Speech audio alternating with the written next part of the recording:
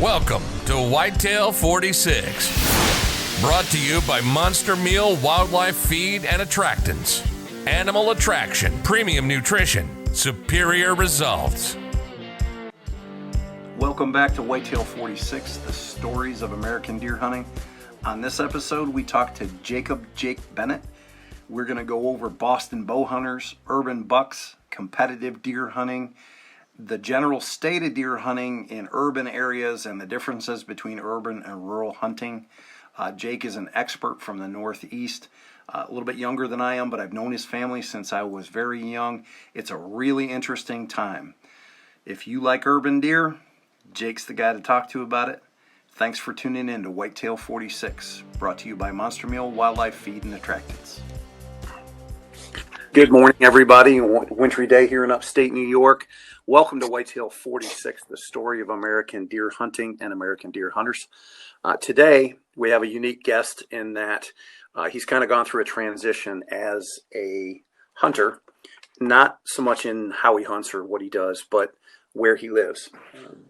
Jake Bennett, he kind of started the whole Boston bow hunter Facebook page. He was instrumental in that. He is an urban deer hunter, but he's unique in that he grew up close to me in upstate New York, a very rural area with a very traditional deer hunting culture and mentality. As he aged, he went to college, became a nurse, and moved to the greater Boston area. And in the greater Boston area, a lot of people don't understand that as deer moved into suburban settings, there's some phenomenal deer hunting in coastal Massachusetts, Maine, New Hampshire, all through there. And Jake he's a hunter, so he evolved his tactics, found new ways to hunt and new places to hunt. And we're going to talk a little bit about the transition between being a traditional rural deer hunter and an urban deer hunter, some of the challenges that go into that, and a few things that are better about it and a few things that are worse. I've hunted deer in urban settings down near New York City and Westchester County. There are definitely some caveats that you have to be aware of when you're hunting in urban settings. We're going to get into competitive deer hunting and just lots of hunters, things like that. So I won't ramble on anymore. Good morning, Jake. How are you today? Good morning, Blake. Doing pretty good. Good. You work nights, correct? Yes, sir. I work from 7 p.m. to 7:30 a.m. 3 days a week, and that is not a mistake, so I can hunt more. Yes, it's. I've always said that a lot of people have jobs just so that they can support their hobbies and their interests, and that's really more typical than me, who was fortunate enough at 40 years old to kind of change to where my livelihood is. The last 10 years has evolved into. And it's revolved around the outdoor industry. So I've been pretty blessed in that regard. But most people are like you in that they have a 9-to-5 job. They would love to make a living in the hunting industry. Be careful what you wish for. Yep. But but you've kind of manipulated that so that you have your days open to hunt. You grew up in Otsego County, Milford, New York. I kind of first met you through your dad. I met your dad at a turkey hunting seminar when I was young. Yes. Jake's dad really was one of the local expert turkey hunters. When I grew up, turkeys were new in my generation to Central New York, but it was there where I met Jake's dad first, and it was, I don't know, probably 15 years after that Jake and I just happened to connect. Through a mutual connection at Steel Force Broadheads. Yes. You were pretty active back then it was video with Shared Obsession TV. Yes. And you were pushing towards that just out of college, I think. Yeah, I think you actually started it before you went to college, correct? Well, actually, so funny enough, so rewinding a bit, my father, believe it or not, in the 80s, turkey hunted a little bit, which was in upstate New York was somewhat kind of a new concept. We had turkeys growing up on farmland. My father had that, Lynch's World Champion box call that I think is still probably one of the best pilot calls out there today. And he tried it and he loved it, but he had not an accident, but he had a run-in with somebody where he was almost shot by accident because, turkey hunting calling and somebody was trying to stalk a bird. And my father actually stopped turkey hunting for years. and because of that one incident. And then when I grew up around the ages of 11 or 12, he and I both cut our teeth again back in the turkey woods. My dad still can't run a mouth call, but he is, he's killed hundreds of birds. And that's how we kind of reignited our flame for turkey hunting together when I became legal age to small game hunt, because I really wanted to do it. My father had that one incident years prior. And then shared obsession, believe it or not. So I went to college in Vermont and got my bachelor's degree in, let's just say, something I didn't really pursue, to be a doctor. And so I got basically a pre-med degree.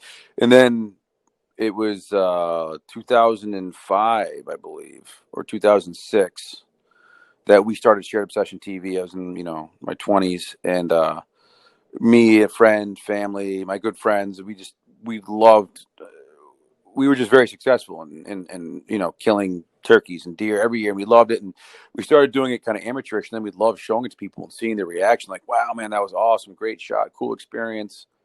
And not just the kills, but, watching a fox pounce on a mouse and all that, what we call B-roll stuff. I mean, just loved it. It's one thing to tell somebody like, hey, this happened to me in the woods today. How cool is that? And they can just shake their head and say, oh yeah, man, that sounds awesome.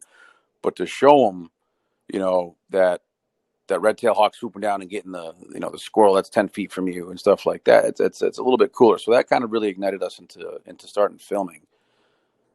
That's neat. I recorded another podcast that we launched here fairly shortly with Ben Stern. He originated the first Tacticam camera, and that really came about because of the same reason, in that he was a school teacher at the time, a technology guy, was a video and photo major in college.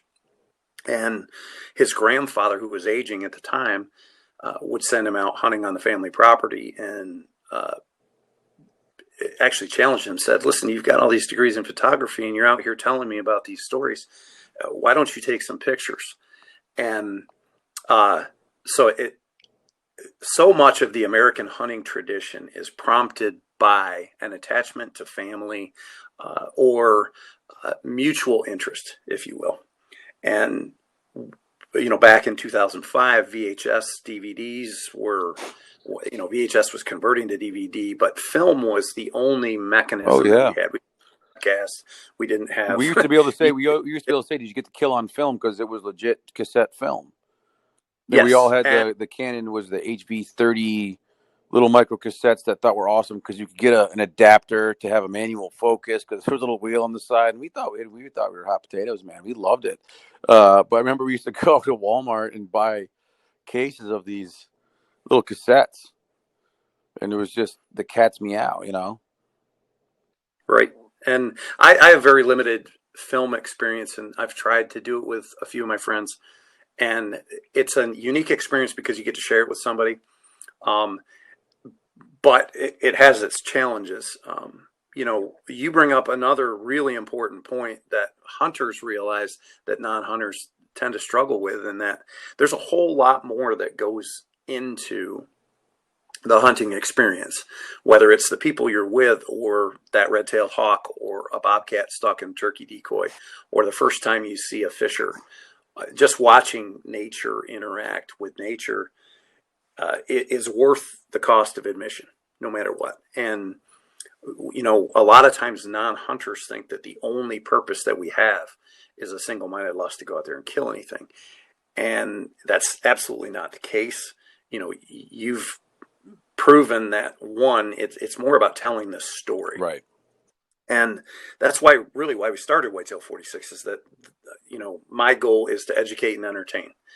And the most entertaining things that I get to engage with as an industry professional, and professional, I mean, I just make my living there, is that you get to hear the stories. Everything is so different. And Whitetail 46 is built around the fact that there's 46 states where you can legally harvest a whitetail deer. Right. We want to tell all those stories, but there's stories within stories, because, you've got urban Boston, but there's Western Massachusetts, which is really big timber too. Yeah. And the difference in growing up and learning to hunting, and then having evolved into a very proficient harvester of animals. And, we all go through that evolution, or we hope to go through that evolution. But that brings me to, I talked about the disparity in perspective. Where you grew up, Yeah. hunting is part of the culture. It's not looked at. It's a community standard where we're growing up. I'll never forget, when I was 16, my first opening day of Shotgun Monday, because it used to be on a Monday. The Monday before Thanksgiving was open day of Shotgun. They moved it to a Saturday to get more people involved. I think like 8 or 9 years ago. It used to be on a Monday, yep. And it was where my region was slug guns, and the night before you're at the hunting camp with your buddies, and everybody brought a potluck, either bear stew or something, and it's just great.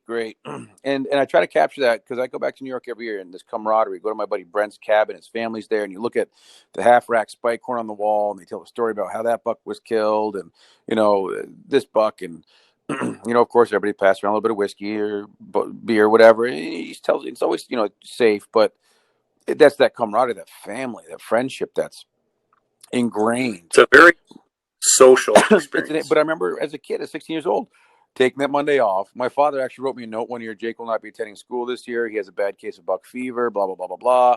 The, principal was like, oh, that's funny. I'll see you in detention on Thursday, because took a day off school without permission. And, but I remember one year there were so many people missing from school because it was open day of gun season that they just said, we can't put everybody in detention. So it's a community standard. You see people driving around with, their black and red plaid jackets, and back then it was legal. You had a gun rack, or you had a shotgun on the seat next to you in case you had that lucky buck run across the road in front of you. That it's just, it's different from where I am now for sure. And like you said, explaining to people, especially since I do work in a healthcare environment. I'm an ER nurse, and a lot of people who are locals who grew up in Southeast Massachusetts, in the greater Boston area, Northeast Massachusetts, they didn't grow up with hunting. And they say, well, geez, you just want to kill things, or, oh man. And then you also have people who are like, I love venison. Can I buy some from you? And I'm obviously like, no, but I'll give you some, I explained to them, like, listen, I hunt. I go out and spend hundreds of hours in a tree stand. I probably shoot one deer for every 100 that I see. It's not just a killing sport. It's my therapy. It's my time outside. It's it's my own homeostatic regulation of my emotions and mental stability, being in the woods and hunting. And yeah, I do provide great organic food, and God willing, a trophy on the wall for my family, which my wife not willing a trophy on the wall because she thinks we're full of them. So it is this ebb and flow between the uneducated non-hunters that I have found that are willing to be educated if you talk to them in the right manner, and you tell them the key points of why we do this, not just to kill and hunt, and it's not a blood sport. If you tell them the reasons why you actually do it, many of them are actually very receptive and respectful of it. Yeah, and I think the education, unfortunately in society today, uneducated and ignorant are negative terms, where uneducated and ignorant to me both mean you just don't know. And I would say that 80% of the United States really doesn't understand hunting or a hunting culture. They understand that it's out there, but like so much in today's society, you have a 10% fringe that is absolutely rabid anti-hunters, and then you have a 10% that participates in the actual the sports, the blood sports, if you will, and their perspectives are so far apart that you and I have talked a lot about politics, and that it's you get that. Neither side is going to convince the other side, right? But there's that 80%, especially in social media.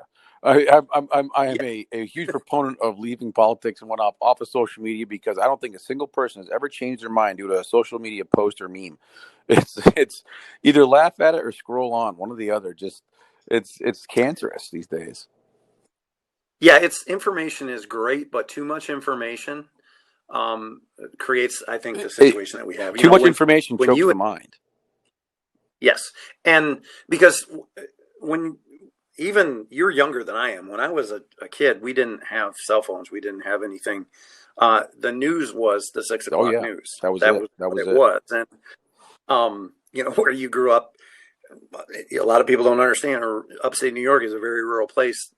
Cable was relatively new into the 90s in a lot of upstate New York, and so now we not only have 40 cable news channels. We have every news channel has its identifier for its target audience, and it's because they're not news agencies; they are marketing, avenues.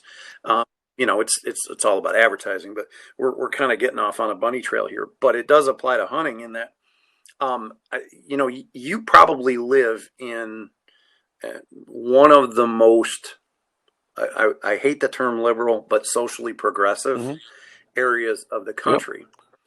So, and our governor's Republican. Yeah. Yes, and New England is different socially, even than New York. But within it, the so-called normal culture, the mainstream culture, still exists in that area. But you and I have talked in that I quit hunting urban areas because, as you say, it's my social disconnect, and I like going out and being alone and away from technology. I'm 50 years old. I don't like technology anyway, but it is the way of the world. You deal with some really unique circumstances. I'm gonna bring up some bullet points, and I want you to talk about them. Competitive hunting. What causes? What is the difference between an urban environment and where I live, which is 25 miles from the nearest Walmart? So competitive hunting. So this is I've spoken on other podcasts regarding this, and I think was it Charles Alzheimer that published the hierarchy of a hunter, the different levels. I believe it was him, of growth for a hunter. Kill a deer, kill as many deer as you can, kill the biggest deer you can, kill the oldest deer, and then teach somebody else how to kill. It was something along those lines. And I think a lot of the hunting population of Massachusetts, especially the eastern part of the state, is relatively new to hunting because they didn't grow up with a family that hunted, but they learned about it through either social media or something, and they wanted to try it. And so they go to Bass Pro Shop or Dick's and buy all the stuff they can, and they try hunting. And so a lot of the population, believe it or not, are relatively new hunters and don't know the unwritten rules. But I will say in suburban hunting or urban areas, there's a lot more competition for a lot less space. And it leads to some shady things and some poor interactions and disrespect of fellow hunters. And it's really, really overdone at times. And obviously, I think the driving force for all this competition in hunting has to do with possibly, social media, TV shows. You see these giant bucks getting killed, right? And you see social media showing this guy killed this giant 160 in Southeast Massachusetts or this and that. And a lot of people say, well, why not me? And this happens all the time. Believe it or not, on Boston Bowhunter, I've seen it. Somebody posts a picture of a giant buck that they have on a trail camera. Guy goes into his social media outlet, right? Clicks on it, clicks on his webpage. Oh my God, he lives in Ludlow, Massachusetts, or this where Massachusetts. My cousin lives there. Hey, do you know this guy? Where does he hunt? Boom. Next thing you know, that person is in those same woods chasing the same buck. I see it happen so many times. It's nauseating. I mean, can you believe that? We call it Facebook sniping. They do it all the time. People who join social media groups, they don't even post. They don't contribute. They literally look for people who post giant bucks on trail cameras, find out where they live, and try and find out where they hunt and chase the same buck. Like, how ridiculous is that? Yeah, fishermen call it spot burn. And again, it's technology can be a diagnostic tool. We're going to get to that a little bit later. But it can, with anything you can think of can be misused. And now I want to just ask a very direct question in that obviously there's less land to hunt in the greater Boston area than there is in Cortland County, New York. There's also way more people there. So is it a function of even if a small percentage of a large population competes for the limited area, because we get competition out here where people get jealous of big deer, or that you have permission to hunt on their neighbor's property, things like that. But when I get on the Boston bow hunter site and I see um, the kind of the abuse of public resources, and not public resources, private resources, where people steal things mostly. I mean, it's Oh man, amazing it's to me how brutal. much theft It's goes on there. the hundreds of thousands of Um, dollars of hunting equipment gets stolen every year. I mean, I've been victim of it. I've probably lost 2 dozen, 3 dozen trail cameras. Last year, I lost a few cell cameras that were stolen. I still have 3 out there. I got to go make sure they're not gone. And a lot of it's jealousy. I've had somebody steal a cell camera and just throw it in the water, and I found it. Why? and it's hard to diagnose because, again, this is the next evolution of this is you're not only competing with hunters for access to some of this open ground. Um, Recreationally, people are active outside in urban areas at a much higher level. So you have things like bike paths and hiking trails, and just open areas that people, I don't care where you are, you enjoy nature and trees and things like that. There's something therapeutic about it. So you also deal with Oh homeless yeah. people and Mhm. hikers and bikers, and that I don't have to deal with. The worst thing I have to deal with is when I hunt the public ground around my house. I do get some Finger Lakes Trail hikers. I've only had one negative interaction with them for the most part. They want to hike, I want to hunt, everybody's happy. Um, but it just seems like the level of conflict, and this is really why I stopped hunting Yeah. in urban areas. I mean, I had people Yep. deface I my don't. truck. Last turkey season, I went with. Well, speaking of working in healthcare, believe it or not, about 3 years ago, working in at the hospital, a new doctor signed in to work and talking. He's from Illinois. I'm like, wow, man, there's great deer hunting in Illinois. He goes, yeah, I know. I'm a huge deer hunter. We actually became best friends. We go to Colorado elk hunting every year, and this past year, he had never shot turkey. We were turkey hunting in a public land spot. There's a pull off. I've been doing it for 10 years. We went up in there. He shot his first turkey. Awesome time. Come out, and somebody had taken a flathead screwdriver from the passenger side of my truck all the way to the background to the driver's side of the truck, like right down to the metal. Just dug it right in, scratched all the way around the truck. And was it an anti-hunter? Who knows? Was it a jealous hunter? Who knows? I mean, there is a hunter I ran into there before who was upset that we shot a turkey. So it's 50-50, but that's something we deal with, that to the point where I don't park in the open anymore. It was stupid of me. I parked in the open usually, and it's sad that I have to do that. I mean, sometimes I'll take my wife's minivan. It's, Yeah. I'm not going to divulge yeah. any of your secrets, but we've talked about it. I know by the time I had some of those urban areas in southern New Hampshire and downstate New York, you got to the point where you drive a nondescript vehicle, you park in a mutual parking area, you go in under cover of darkness, you don't dress in camouflage, you wait for people to kind of vacate, basically in and out under cover Sure. of And so, darkness, like and no witnesses. this past year, I had a guy who was filming me, who he wanted to not be dressed in the car in camo on the way to the woods because he didn't want to get scent on his clothes, and he wanted to have his scent crusher bag and get dressed outside the car when we parked to get in the woods. Now, this is 100% legal. It's actually a private spot. I had permission to hunt that we were hunting. And I tell him, even if we're there, I don't want people seeing us go in the woods, to knowing what we're doing. One, because there's always that one guy who works for the town who sees you pull over in camo and getting dressed and oh, my cousin hunts and I see these guys up in there all the time and I always see deer in there. You should go check it out, Or an anti-hunter sees you come out to a couple flat tires, and it's just, I'd rather, if I'm going to go in camo in the woods, which I do, or I just wear a non-camo top and I put it in my backpack. Literally jump out, grab your bow, grab your backpack, and get 20 yards in the woods and then set up. And it's not illegal. It's not like Yeah, you're trying to hide, but you are trying to hide. It's legal spots to go into. I just don't want people seeing you go in. there's a difference between being Yeah, discreet. Unfortunately, we do it with intent to exactly. avoid conflict.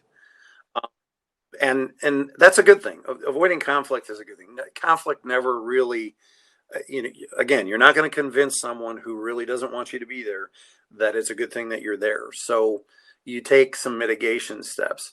But some people will say, well, you have to hide it because you know what you're doing is wrong. And I hear that more from other hunters than I hear from anti-hunters. Anti-hunters will just come unglued and uncorked on you right there, and they'll be standing there with a sheriff or a town cop. And, the poor cop's just I had the doing his cop come out job. one day saying, what are you doing? I said, I'm hunting. I said, well, where's your gun? I said, I have my bow in my hand. I said, well, where's your gun? I said, at my house locked up. What do you mean? He goes, well, somebody said they saw you go in the woods here with an AR-15. I said, it's a compound bow. He's like, and he goes, well, and the cop goes, well, you can't hunt here. I said, why not? He goes, you can't hunt here. It's a non-hunting town, which is unconstitutional and not obviously true. I said, well, this is actually private property and is hunting town. And I spoke to an environmental police officer and somebody at the police station. They said, I'm fine. This is private property. He said, well, I'll have to look into that, but I'm not sure. I said, okay, well, you're not sure. So can I go home now? You first of all, you're accusing me of having an AR-15 in the woods when it's a compound bow. It's fear mongering. It's the unknown. But I'll tell you right now, hunters, we are the most genocidal people as a culture. It's become genocidal. Where gun hunters hate bow hunters hate gun hunters. Hunters hate each other because they're successful and I'm not. It's this whole nauseating cycle. It's got to stop. Yeah, and along those lines, it's a good transition point where you and I have talked a couple times in that you've had some really poor experiences, Yes. accusations about your techniques, your legality, your ethics, your everything. And in today's society, I talk about all the time. I'm a brand manager. I have to maintain a brand. I've worked, every brand I've ever worked for.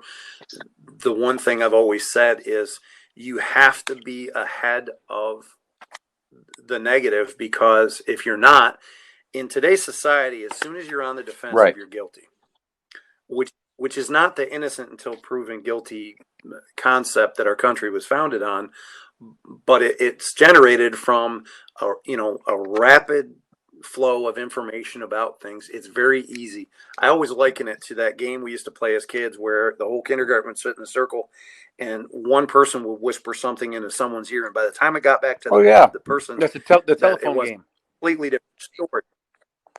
Yeah. And that game was designed to teach kids that gossip is just gossip, okay? And a lot of misinformation gets spread. But again, when you can be bombarded with information, be careful what you do with information. Reagan had one of the best quotes ever in Trust But Verify, and we've lost that a little bit. But what is the worst thing that has ever happened to you in that regard? Like someone besmirching your reputation or anything? Is there any? Would you like to tell us about anything, or just you can give a kind of a? I think no detail, but anybody who's successful in is going to have things said about them. It's just the way it is. Culture has changed so much in the last 20 years that there's no more joy for somebody else who's successful. It's just hatred and jealousy. And I guess you and I have talked about this in my past, and I think every hunter just is. I'm not perfect. I'm no angel. Sure, I've ridden that gray area before, either through ignorance or just not knowing that wasn't allowed. As far as this, certain in Massachusetts, hunting laws can be very confusing in that certain towns have certain bylaws that you can only bow hunt or bow hunting only, or no hunting at all, which I've learned is unconstitutional. It's just a lot of laws. But I've had people not know who I was and talk badly about me in front of my face, not knowing I was the person they were talking badly about, because they heard from somebody else that, oh yeah, this giant buck was shot at night over a corn pile, and I was like, really? Because I have it on video in the middle of the day when I shot it, if you want to watch it. And to the point where you actually had environmental protection police officers make you go out in the woods and justify a lot of things based upon the Yeah. jealousy of another hunter. And you're pretty, I mean, when you told me the one story, it Yeah. was the jealousy of another hunter. And I, folks, I get it that you have your spots and you work very, very hard for your spots. And we always talk about things as my tree or my spot or anything like that. But the reality of it is in a lot of cases, there's very few Yeah. exclusive spots. And as you point out, I grew up with a very 4-H mentality where you celebrate effort, and recognize accomplishment, but you never talk down to someone because they weren't the best, and you never defame anybody, based upon the fact that they were successful. You never Sure. downgrade someone I agree else's success. 110%. And And we people who, we've totally lost we've that lost respect that. And for fellow man and their success. It's, yes, the whole scenario. What people don't understand is, yes, I've been blessed with some amazing success, and growing up in upstate New York, it was just let's be honest, it was a whack and stack. Like 3 inches antler, shoot it, legal buck, shoot yeah, it, legal buck, shoot it. legal When I buck. moved here, I was the same way until I met And some local people. I'm like, wow, there are actually some giant bucks, and I actually learned. A former friend of mine, who we're no longer friends because of hunting, which is sad and it happens. Actually, he's a great outdoorsman. I learned his techniques for hunting suburban areas, and it's really ingenious, but they're actually applicable to big woods bucks as well. And I became more successful, learning more and more, and utilizing trail cameras and terrain, and became more and more successful. But what people don't understand is that for each buck, like I am literally, I spend 3 days a week on my way home from work at 7:30 in the morning in my scrubs. I scout. I check my cameras. If we have fresh snow, I don't care if I haven't slept. I've been up for 24, 30 hours. I still walk and find see where the movement is. Look for fresh sign. Hang a camera. Each buck I kill, I earn. It's not I was walking through the woods today, flicked my cigarette butt, and this big buck came running in, and I shot it. It's more of hundreds and hundreds of hours of scouting goes into every single time I pull that trigger. it's anyone can get lucky, but the people that are consistently lucky generally make their own luck. That is consistent no matter what you're talking about, hunting or any competitive sport, a vocation, a job, anything like that. And I think we all would love to be involved in our passion and make it our work.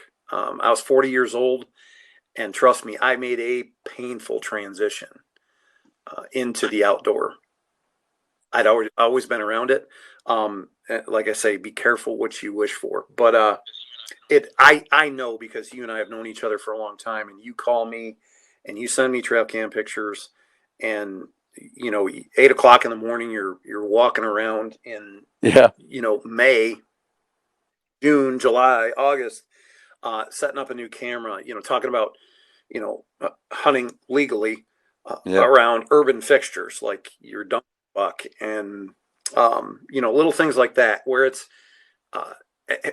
to have the level of isolation that you have to create is extremely difficult in an urban situation, because there's millions of people around you, literally millions of people around you.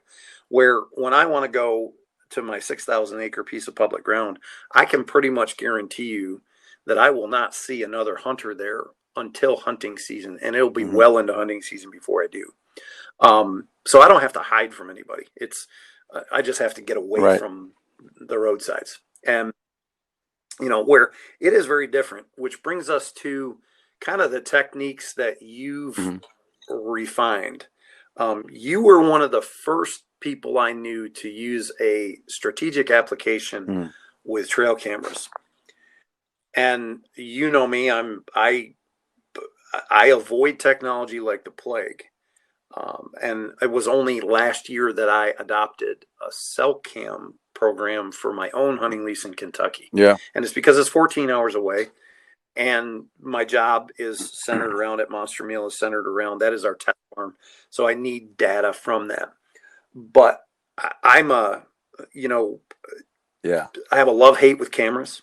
One, they require an awful lot of time to manage. And if you're not managing them well, they can actually hurt you. And I think more people are hurt by their addiction to cameras than actually take a thoughtful process to it. You've kind of really refined. You understand that in very small parcels of ground, your contact has to be limited. And you always called it MRI, most recent information. When you hunt big deer on small tracks, the hardest part, it's hard to find the spot that a big deer wants to walk when you have of hundreds of acres. But when you have to kill them on a 6-acre parcel, it adds a whole new different level to cat and mouse.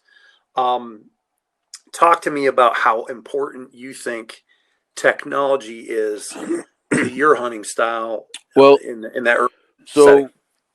Up until let's say 7 or 8 years ago, I had one trail camera, and it was a giant, like 1 foot by 1 foot mulch. Remember those giant mulcheries that looked like a 5-gallon trash, like a 5-gallon? Oh yeah, man, they took about 12 like D batteries, pounds. about a month. I bought one of those, and I remember I let it soak for like a month. I got a picture of one deer, and it was their butt, and you could see they had a scrotum, so I knew it was a buck, and I was so excited. I was like, "There's a buck!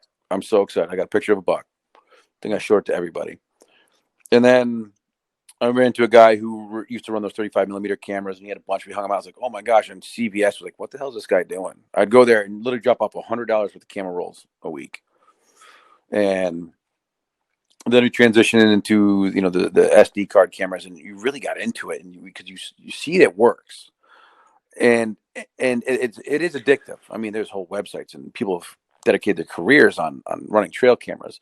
I do think the cell cameras now, so I'm a father of 3. I work a full-time job. My wife works a full-time job, and it saves me that if run properly, cellular trail cameras can be very beneficial for those who have a very busy lifestyle. And also if you're covering many, many tracts of land far, far away, anything along that line. The only issue I have with cell cameras is that people, they set them, they let them soak, and they're getting pictures. And what I used to love about running standard, SD cameras was when you go to check that camera, you're scouting on your way in. You're getting more intel as you check, and like, oh my gosh, they're actually, getting to the camera from this area. Look at this scrape line, this trail, this rub line. Oh my gosh, and you can reposition the camera. Whereas cell cameras rarely get repositioned because they get checked like once a month when they need to have their batteries changed out. Cellular cameras are very humbling. They will tell you immediately when you have screwed up and picked the wrong spot. That happens to me every year. But like, I was sitting in a stand, like, oh, cellular camera's going off. I take a look. I'm like, yep, should have been there today. But that's the hubris of hunting. It's right. Never guaranteed. Never. Even when you have them right, there's no such thing as having one line. And like when you touch, like you have a 6-acre parcel of woods. If you look at a topo map, or not even a satellite picture of the 6-acre parcel of woods, and then you forget about the houses and you forget about the roads and look at it as a piece of woods, because the deer don't have the internet to look up satellite images of houses and roads. During the day, sure, but at night when the sun sets, they don't give a crap. They walk across yards, they walk across highways, they walk across roads, they go through industrial parks. They don't care. You have to think of deer movement in the sense that there are no roads or houses. Now, during hunting hours, yes, they're not going to go walking across an industrial park at high noon, in front of, Dunkin' Donuts and D'Angelo's sub shop. They're going to, stay tight in that one little parcel that they're in when the sun comes up. At least that's been my experience. And when you get to these little 4 or 5 acre, 10-acre pieces of woods, the number one thing that I have found is most crucial to being successful is your entry point. Your entry point has to be on cue. It's got to be silent. It's got to be with the right wind, because people think suburban deer hunting, oh, it's easy. Those deer are dumb. No, they are not. They're not dumb at all. You might get pictures in the daytime all the time, but you try and get in that piece of woods and kill them, and they are gone, and they will not be back in that piece of woods for a month, if at all. And if that's the only piece of woods you can hunt in that area, you are done hunting that deer for over a month. And people have to realize that. And with small parcels, what was very frustrating to me I hunted an 11-acre parcel that was next to a 4,300-acre park that was no hunting down in a bow-only zone in New York. You have to get them to move where you want them to move on 11 acres. Now, if you break that down, there's probably only 3 trees on that 11 acres that have consistent deer activity. And you can't afford to push them off of that activity, because if you have 3 trees and the deer start to avoid that tree, one, they could be completely off the property you have permission to hunt. Number 2, they're not likely, the more pressure they get, they're not likely to use that. They don't have to use that 11-acre piece of property. They'll start to skirt it. They'll move differently.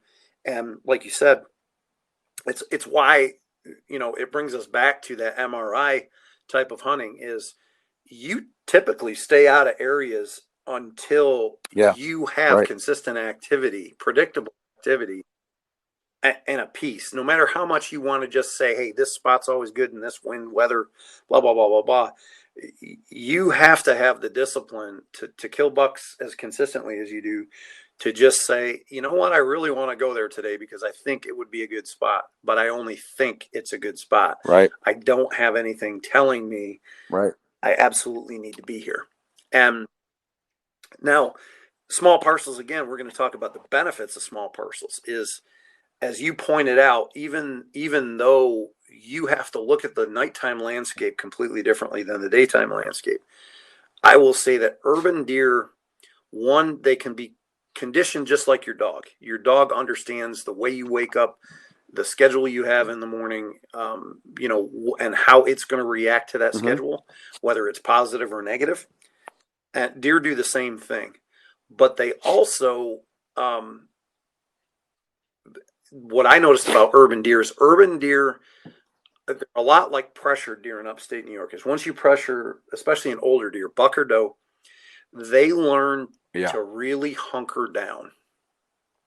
They're very tolerant of you getting extremely close to them, because at some level they can't rationalize it, but they know if I just don't get up, the threat's going to leave.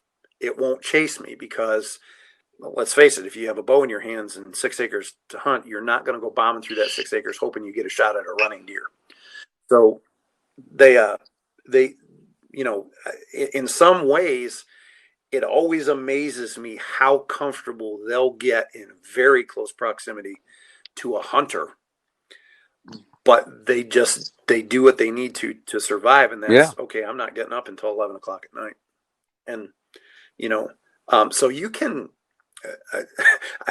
we used to climb trees, move stands in the middle of the day because the wind switched or something like that. You move and you'd walk by deer who would watch you. Intuitively, I want to say, I can't climb this tree.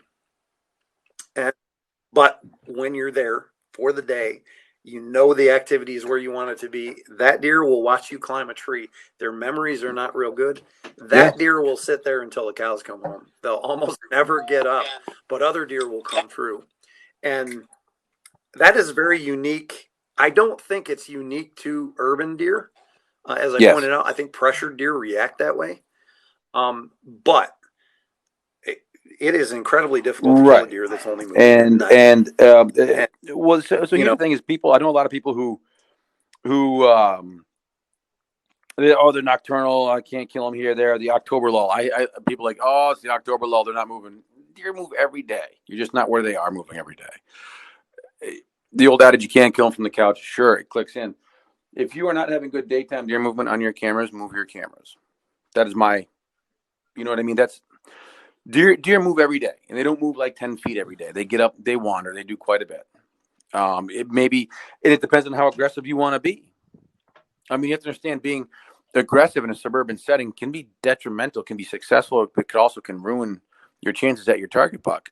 Because like I said, if you bump them off a property, you might not be able to hunt them again for a month. But so last year, I don't know if you watched on C-Bucks, it was opening week of deer season, and I had this buck I called Dibs, who was legit, probably pushing gross 170, and he was in a tiny piece that it was a tiny finger of woods that was connected to a couple 100-acre piece of woods. But my private property permission was on this little finger. And I found out that he was going through that finger to get to the houses because there were apple trees in the yards. And just after sunset, they were going out there and smashing the apples. So this was like a staging area, little suburban staging area for him to go out in the cover of darkness to eat these apples. It was 75 degrees opening day. Me and my cameraman sat it opening day, had no movement, and we had consistent daytime movement in that buck for like 14 days straight. He would show up a half an hour before dark. We thought we were going to kill opening day. And we were thinking, the next day is going to be just as bad. It's going to be 70 degrees. The wind's going to be even worse. Do we back off or do you stay aggressive and kill him? I mean, I wanted to kill that buck, and I knew he would be there eventually in the daytime. So we moved the stand 30 yards to the right for a better wind, and sure enough, he came in. Granted, I put a broadhead right through the skin on the top of his back because I'm an idiot, but we were aggressive and it paid off. Could it have gone worse? Yeah, it could have. Right. There's, you and I talk about the transitions of aggression in a season. That's a whole nother podcast. Seasonality, one thing I always try to preach in any seminar that I'm giving, any informational video that I film, is deer only do things for 3 reasons: food, sex, and security. Kind of like humans. And you have to understand why. Yeah. It's, right. We are animals. They're animals. They don't have the ability to manipulate their environment.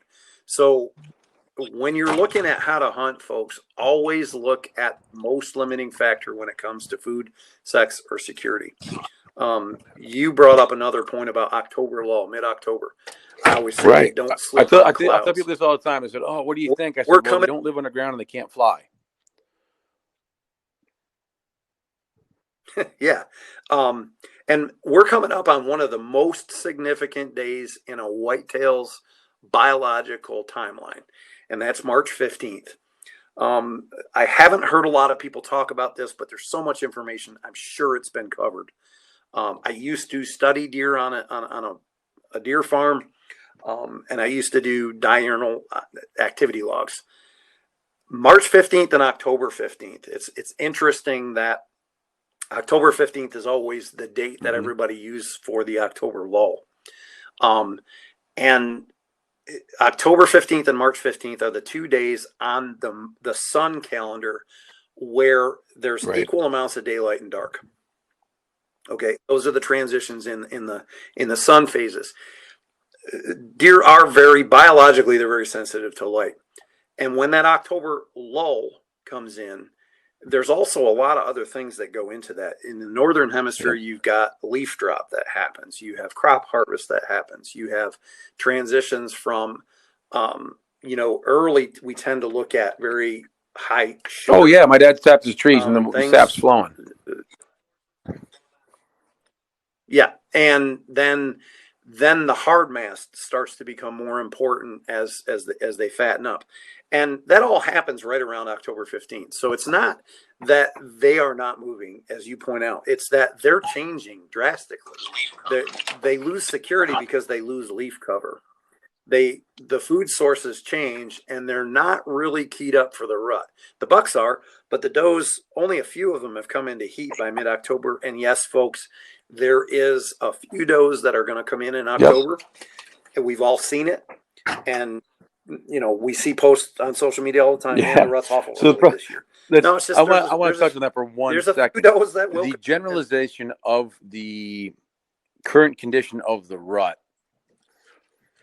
Oh man, rut's on. Well, the rut's in phases. So yeah, technically it is. You're in the pre-rut phase, and you were in the seeking phase, and you were in the chasing phase, and you were in the lockdown phase, and it all starts all over again. So yeah, technically you are in the rut from October 1st until February.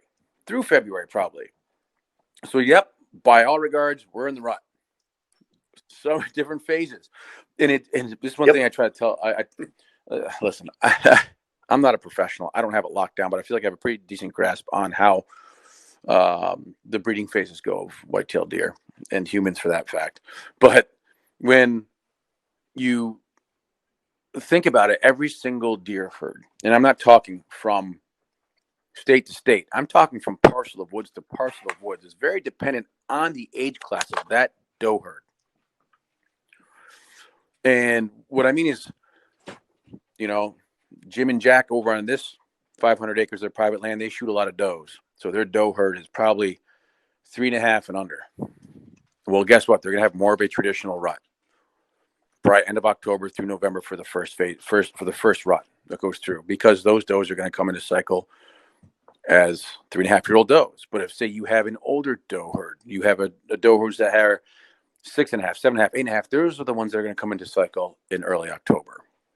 And then if you have a bunch of yearlings, and they're going to come into heat end of December, January. So it's like here in Massachusetts, I like to say we have a trickle rut for sure. You have different age class of does coming into heat all the time. So you could see really hard chasing from early October all the way through January. Now, when I say the rut is on as far as chasing goes, I'm talking about that's when the largest population of a certain age class of does, like let's say the highest population of does are in heat during the same week, because that's the highest age class of does. That's the most popular age class of does. If that does any of that make sense? Sure. Yeah, I have a different viewpoint on it, and I'll just touch on it quickly. In that daylight yes. triggers activity. I can take any doe and manipulate the amount of light she's exposed to and make her come in urine samples in a deer farm. Right. Exactly. So that's the primary thing. But biologically, when I started studying deer, the common mentality was a buck was going to jump on a doe, he was going to breed her, and then he would defend her while he was with her, but then he was going to be off. Once he was done, he was going to be off looking for the next doe. And what I started to see, especially when I started scrape hunting, was that, and we've all been there, you go into an area and it is absolutely torn up. There's bucks chasing does everywhere, and it lasts for 3 or 4 days. And you can hunt the rut the rest of the year there, and you might see a buck cruising through. And what we knew from studying our captive deer was that the matriarchal doe, the alpha doe, as people call her daughters set up fawning territories, kind of like petals of a daisy around her. Okay. Now she is the one that leads all of them, but they're a big family. So you get two things. You've got genetic similarity, and we all know what proximal heat is. If you've ever been around a girl's dormitory, they all cycle the same time. You understand one thing, that virtually all females, we'll do that. So and biologically, that makes more sense in that what is the best way to get as many does bred as possible to create kind of concentration zones. Okay. Now, on the front end of that and the back end of that was where we see the behavior that I think people are believing is a little more typical, in that when the first does start to come into heat, a bigger, older deer definitely does not want to give up his security. He knows it's not time yet. So he may push her to a separate area. And she's pretty willing, because when they're in heat, they don't want to be around other does. And most other does that aren't in heat don't want to be around her because they don't want to get harassed. So they'll separate. But we hit that magic period in November when biologically fawns have to be dropped, ideally at a certain time. So, we get the big crush in early, from the 1st to the 25th of November. Probably 80% of the breeding that's going to happen is going to happen, or 80% of the first cycle heats in the herd are going to happen in that period. We get a few that happen in October, as you pointed out. We get some that happen in December, January, February. And that can vary greatly by geography. Up north, our deer but also think of your doe population. You might occasionally how many does need to be bred per buck, as it pertains to also their age class. And that down here, especially in a suburban setting, you probably have a much greater doe herd that needs to be bred. In order for them to be bred, you have to go into January. And therefore, what people understand is, and a lot of people out here who don't shoot does, I say, well, you probably should. No, they make bucks. Well, guess what? Bucks die when they try to breed 60, 70 does a year. Like, Well, the statistical chances that a doe, even though she's seeking out a buck, and again, go back to that urban mentality of they, you know, I Yeah, aggressive bucks will breed themselves to death. Passive bucks sure. will not. They'll take those based upon opportunity. The other thing is that the level of aggression varies greatly, even between 1.5 and older age class bucks. But the bottom line is that if you don't have enough bucks to adequately Yes. breed your does, there's always going to be breeding stress. I don't worry about it much because it's nature's way of limiting things, if you will. But when you get into situations where natural selection doesn't eliminate part of the deer herd, eventually natural selection becomes a BMW. And that's where urban herds really struggle, is you don't have access to it. There you will get a lot of does and a lot of fawns and a lot of death. And that's just part of nature. Will figure it out if we can't. And for the most part, hunters limit it, but we are not the best controller of deer herds. And that's not a slap to hunters. It's just we have a limited time that we can affect it. Every hunter has a different within goal. that. Some hunters are fill their freezer, which is probably best for population control. Sure. We have those that only want to kill something for their wall, which is absolutely fine. And so therefore they fill 1, maybe 2 deer tags a year and no does. I find myself in between that. I love to eat venison. My family eats venison. We rarely buy beef. So I fill as many doe tags as I can and try to save my buck tags for mature buck. Yeah. And, you know, as you pointed out, there's no sense in Well, it goes fighting back to between respect. hunters We have as to which is respect right why or people wrong. hunt, not put them down. You know, whether it be to fill tags, as long as it's a legal means of harvesting, and I hate the word harvesting, a legal means of filling a tag. We need to respect that. Everybody hunts for different reasons. Okay. We can say killing deer on this podcast. It is what filling it is. tags. As long as it's legal, we have to respect everybody's choice on why to do it, because everybody does it for a different reason. Whether it be, I mean, I know people who hunt who don't eat deer meat. Everybody's like, "Oh, that's terrible." Well, as long as the meat is utilized, I don't care. Maybe that is that person's emotional release, and that is their therapy, is being out there and hunting. And the act of pursuing game is the contest that they need in their life to stay level. You know what I mean? And I respect that, as long as the meat's not wasted. Yeah. If it's not wasted, and if it's not actually, wasted, there's no negative effect, bucks. right? His family, he hates deer meat. They don't eat it, but he pays to get it processed and he donates it to people. Now, that being said, this competition between hunters, I'm in no competition with anybody but myself. I always want to do better, bigger, faster. I always want to be the best hunter that I can be. Some years I succeed. Many years I don't. Most years I'd say I don't. But the competition between hunters, I feel there should be no competition between hunters. It's not a competitive sport. It should not be a competitive sport with anybody but yourself and the animal. Right. Nobody wins. And it goes back, oh yeah, I killed this giant buck. Yeah, I see pictures of people like, there's one person, he's actually a really good hunter and a great shot. He's got pictures of himself with his shirt off, like blood all over him, like screaming. He, holding the deer up by its neck. And I'm like, you killed something. Good for you. That was your intended purpose. But every time I kill a big buck, yeah, there's remorse. You killed something. You killed something that you spent hundreds of hours figuring out so that you could kill them. Yes, there's excitement, but also you will never get another trail camera picture of that deer again. You will never sit in a stand looking for that buck again. It's over. Yeah, you won, but it's over. There's a buck that I chased for 4 years, and you remember him. He's Sluggo. Chased him forever, and I think we had him at 9.5 years old, and I killed him. And I mean, of course, I cried because I'm an idiot. But that's it. This is the emotional response you get from hunting.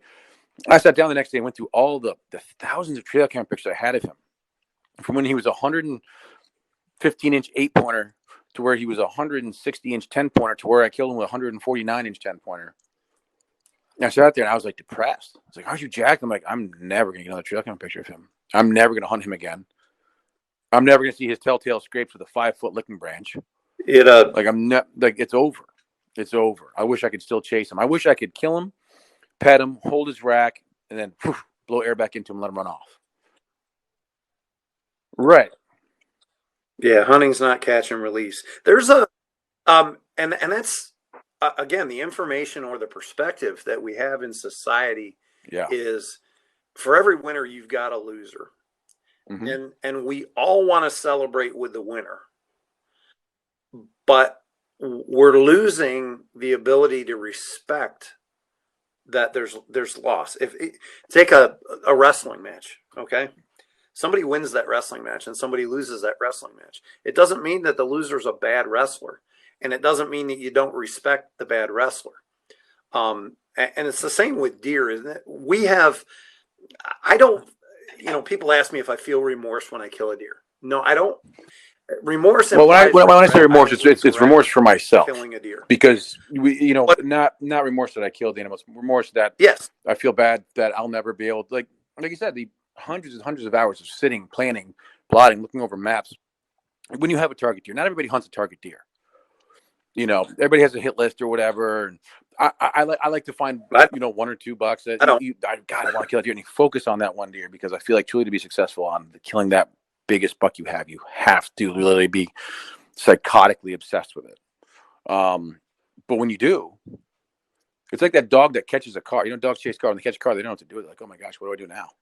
Now that he's dead, now what do I do? It's just one of those. It's remorse almost for yourself, because you're kind of lost after you shoot your target buck that you spent 4 years chasing and thousands of hours. But to over glamorize it, you pick up the pieces and you find another one. and once you find another one, you kind of lose that remorse. Yeah, it's one of the gentlemen I hunt with a group of basically 6 guys on 1,200 acres close to my house, and we all talk about the big deer. It's one of the best groups I've ever hunted with, in that nobody's hiding any secrets. But when one of the deer dies, it's interesting to watch the reaction of all the other people. Some people are genuinely happy for the person. We have one guy who you can tell it just rubs him a little bit that he didn't kill the deer, and that's okay too, because it's okay to be disappointed in personal goals, as long as you don't lash out at the other person for accomplishing what their personal goal was. And then we have we have other people who lose motivation as the available target. The game of odds is not in their favor anymore. And that's so. And I can say that right now, that one of my best friends and hunting partner, Billy, and my buddy Frank, and Billy and I chased Sluggo together for 4 years. There were 2 bucks in there that were absolutely monsters that we were chasing, and Sluggo was one of them.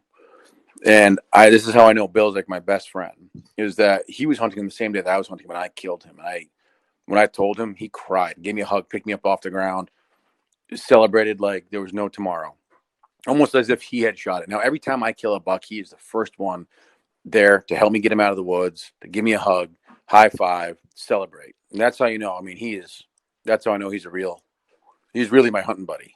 My buddy Frank's the same way.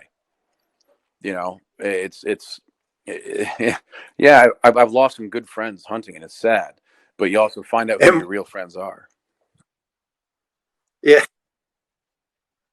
I not so jokingly say big deer, women, and money will cause you more problems in your life than any 3 things that I'm aware of. And it's amazing to me in that when you do find, I've hunted with the same Barry Duquette. He'll be on here when one of the podcasts. He's from Vermont. I met him when I lived there, and we started hunting together 25 years ago. And we've hunted together somewhere or multiple places for 25 years. And he struggled. I mean, struggled. Would zig when he should have zagged, overthink, had some unfortunate misses, just could not put it together. But 2 seasons ago, he killed a 152-inch deer with a rifle in Kentucky. And I mean, 150-inch deer is a more than respectable deer anywhere in the world. But it was amazing. I mean, as soon as I got the text, he sent me a picture of it on the ground. We were opening day of Kentucky rifle season. I picked up my stuff. I started almost jogging, and I'm not built for jogging. Back to get him. I left my Swarovski Mm-hmm. binoculars on a stump next to where I was sitting. Had to go back and get them because I was so excited. But I'll be the first to admit there was a time in my life where you brought it up earlier. There's an evolution as a hunter, where I was too competitive, and I will tell you folks that are in your competitive stage. It's part of what you go through. You want to accomplish something, and you're very focused on it, on doing that. But you will never find more enjoyment than when you do have that one person that's always there with every hunt that you go on, and you can celebrate their success just as much as you celebrate your own. It's almost like being a parent, okay?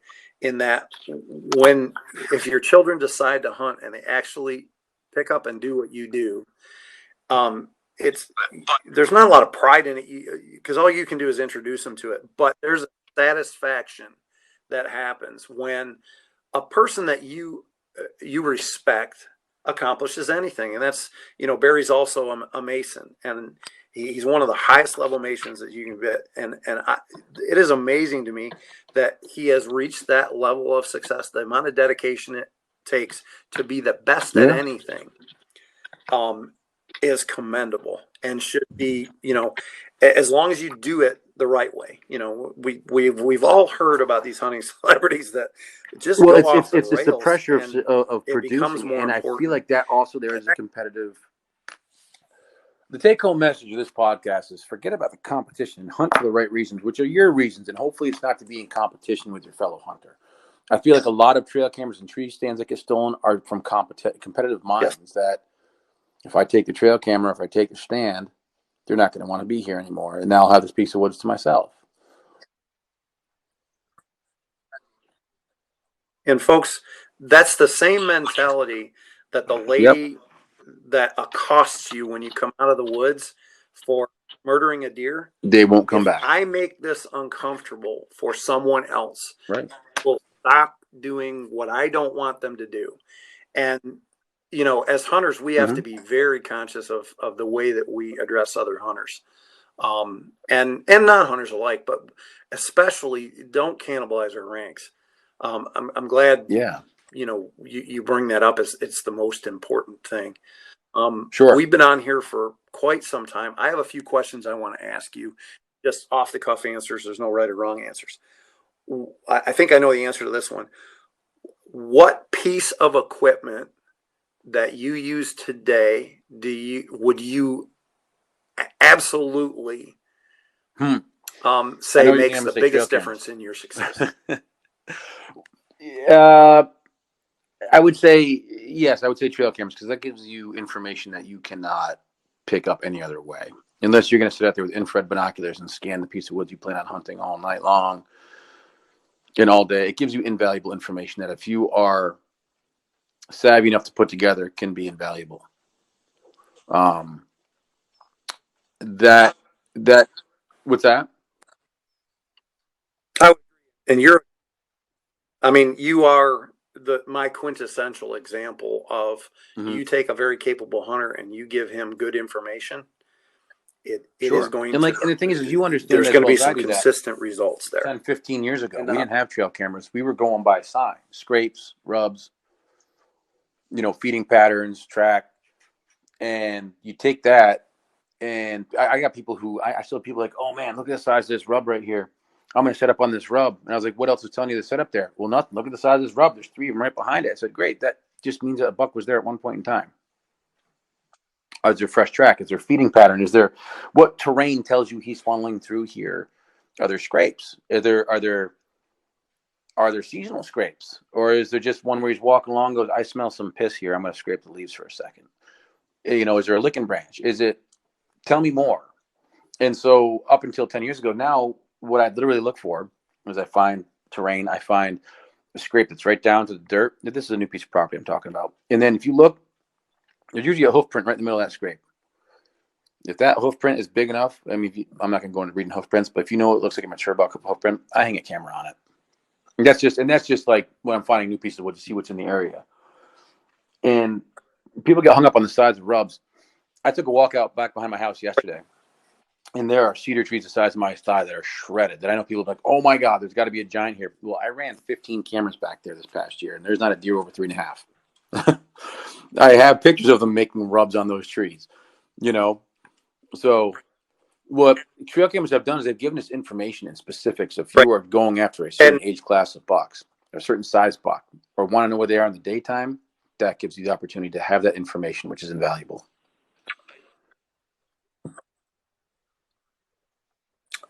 I talk about a lot in my seminars.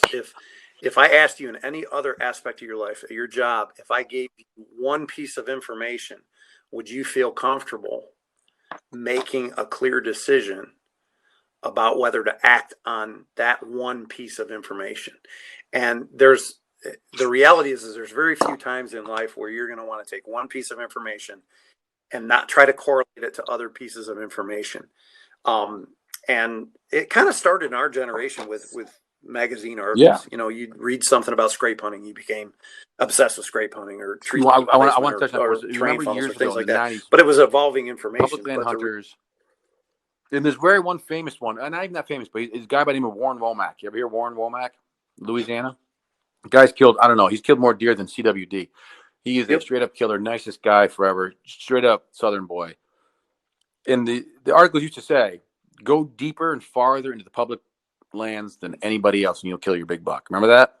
Go deeper, go farther, go harder.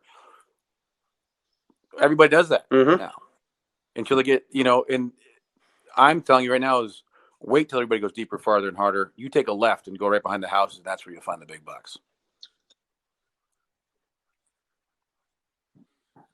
Oh, again, if I have one indication that a deer has been in the area, that's information.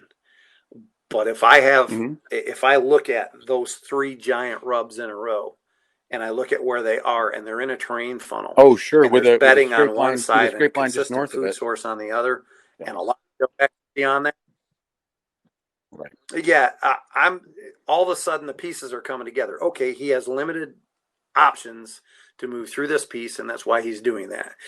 Now, he still may be doing it at 2:00 in the morning, but when I started scrape hunting, it was kind of like that. We're going to get back to questions. Urban hunting or hunting back home, which is your favorite? Well, why are we really hunting? I think I have that's enough deer on the wall. Thing, but my father's 70, going to be 71 in May. The times I spend with him are worth more than any amount of inches of bone on any deer's head. And that's cut and dry the answer. And I go to Colorado every year. There's a reason. Is that I can sit down and hear nothing but bees in the wind. And I can go back home to upstate New York in Cooperstown, and the same thing.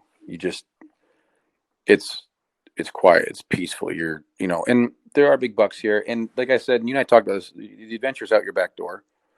Make of it what you will. This is where I live, and I've just made of it what I can. And I love hunting here. I do, because there are big bucks, but sometimes I'm like, Jesus, I wish they would stop using the excavator. I wish they'd stop using the leaf blower. I'd like to hear a deer coming into me. But, that's just, it's a product of where I live. Yeah, one of the things we didn't touch on that I really wanted to touch on, I'm glad you made that statement, is hunters are hunters. And it doesn't matter, Jake grew up in rural upstate dairy country in New York. It's literally called leather stocking country, named after James Fenimore Cooper. Now,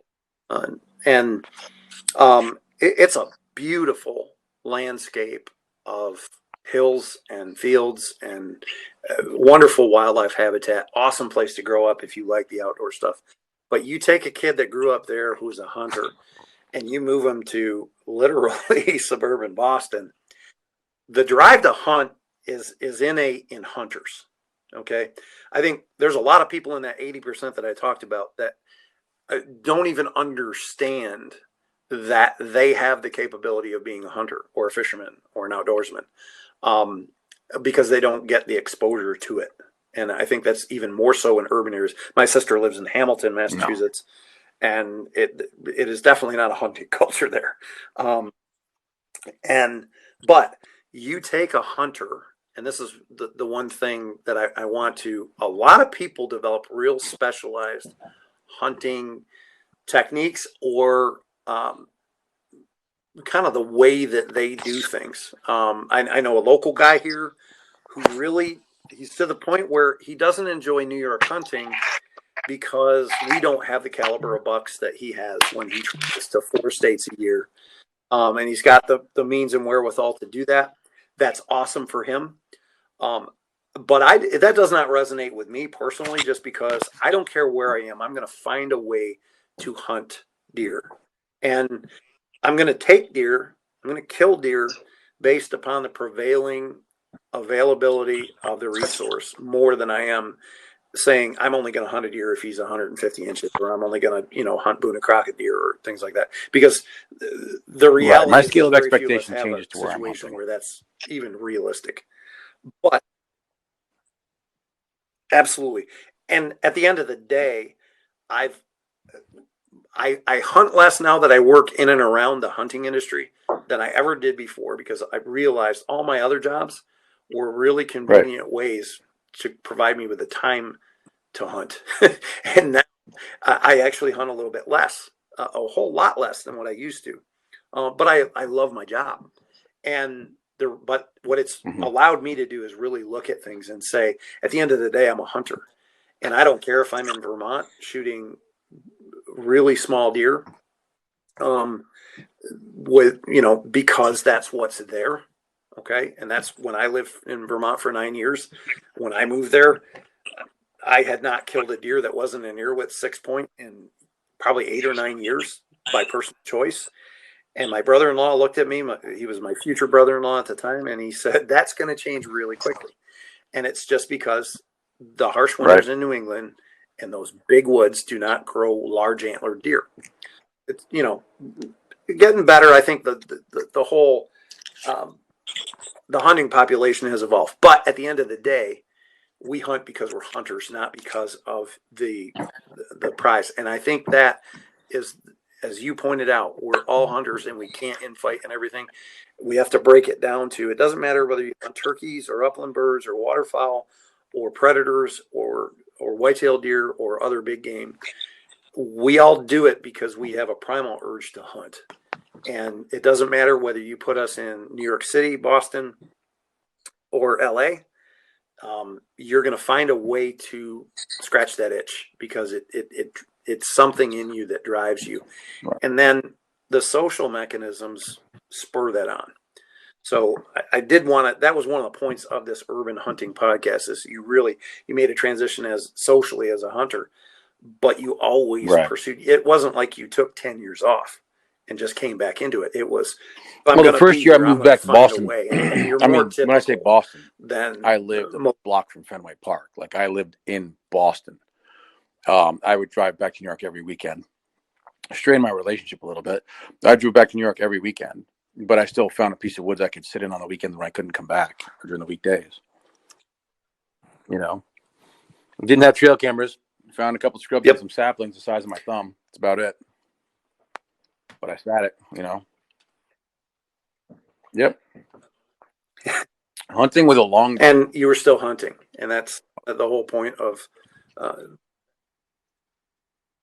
I remember your old. It was an 83 pound at 28 inches, and I killed my first trad deer with it. Longbow curve, right? Yeah. As my friend, my trad friends, I got 30 only drawn to 26 but inches. I'm pretty sure I only got that one back to 27 and a half.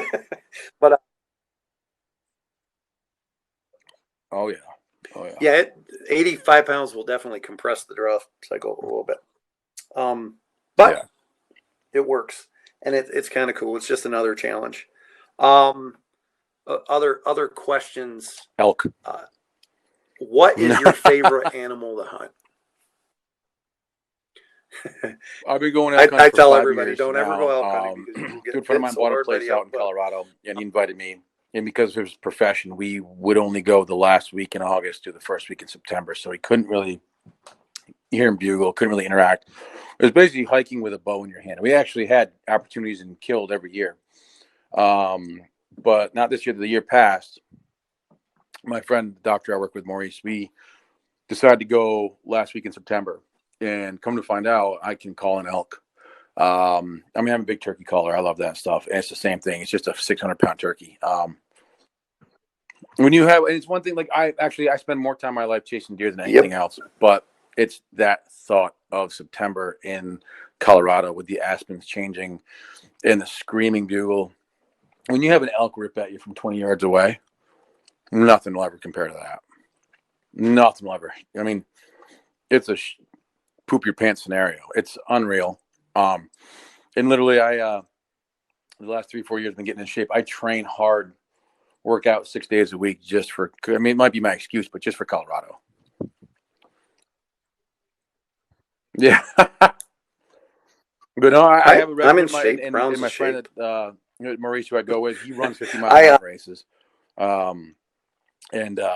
So he's in prime shape. He's like 150 pounds. I'm like 230. So it's a little bit different shapes. But we both train for it. Like, and it's just for 1 week of the year. There's only 1 week of the year we spend in Colorado, but it means so much to us that last week I couldn't believe it. I mean, not even last week, Monday, March 1st, that is application acceptance day for Colorado tags. And you look forward to it. Even we won't know till April 6th if we drew or not, but we can apply. We are all pumped up and texting back and forth and putting our tag requests and everything. So, right. Same amount of anticipation as when you put out your first. Yeah, it's unreal for the year. You know, it's what drives you. I love elk hunting. I'm 50 years old. I don't have. Well, that's what, God bless my wife. Hardcore elk hunting. I want to go every year that I capably can. My lifetime. My father, at 70-year-old last year. My father, 70 years old, killed his first elk last year with us. Public property. We only go public land. 7 years old. We tried hard. We had opportunities every single day. We got into some absolute giants. We got into a 300-inch 6x6 with 24-inch, fours, like unreal elk. Just to see him at 100 yards was unreal. On the last day we could hunt, my father filled his first elk tag at 70 years old with a bow. Mm-hmm. We did we hunted for 4.5 days, which is awesome. Did 36 miles. My dad only missed 5 of those miles because he took a half day off.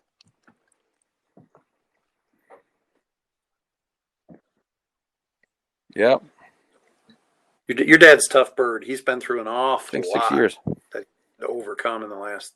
Yeah. How long has it been since his accident? Yeah. For those who don't know, my dad had my dad. That was pretty sketchy. He fells trees for firewood. He heats his house primarily with a wood stove, and he was felling some ash trees and had one get hung up. And then, while he was cutting one to knock it down, it came down on his leg and pinned him down, and almost lost his leg. He had like 3 bone grafts, 2 tissue grafts, and some skin grafts, and basically from his knee down, his legs basically fused. But he deals with pain every day, but still gets out there and kills deer and an elk. An elk. That's right. So don't Bruce Almighty say you have an excuse. But Jake, it's been awesome talking to you. Jake Bennett is an urban deer specialist, but overall deer hunter. I hope everybody here has enjoyed the conversation that we've had. Jake is as much an expert on big deer scrape hunting and urban whitetails as I've ever met. You may or may not have heard of him. Probably most people outside of the Northeast never have. I'm privileged in my lifetime to have met a lot of hunters. You and I, despite an age generational gap and all different kinds, we've always stayed connected and together, and we genuinely enjoy the stories that each other tells. And that embodies what is Whitetail 46, the story of American deer hunting. Brought to you by Monster Meal Wildlife Feed and Attractants. Even if you can't bait in your state, look into supplemental feeding. It is supplemental feeding. We hope you enjoyed the podcast, and click back in. There's going to be a lot more uploaded here in the next few weeks. I don't know what the order is, but we're definitely well, thank you very much, Blake. Jake, Appreciate thanks it. for taking the time out of your day. I know you need to get to bed because you've been up all night. Have the hunt of your life. To get the full Whitetail 46 experience with videos, blogs, and more, go to whitetail46.com. Follow our podcast by subscribing to Sportsman's Nation on your favorite app store.